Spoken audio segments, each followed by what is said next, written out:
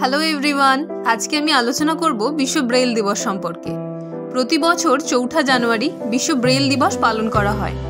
মূলত দৃষ্টিহীন ও স্বল্প দৃষ্টিসম্পন্ন মানুষদের অধিকারের কথা মনে করিয়ে দেয় এই বিশ্ব ব্রেইল দিবস। ব্রেইল পদ্ধতির আবিষ্কারক লুইস ব্রেইলসের জন্মদিন উপলক্ষে এই দিনটিকে বিশ্ব ব্রেইল দিবস হিসেবে পালন করা হয়ে থাকে।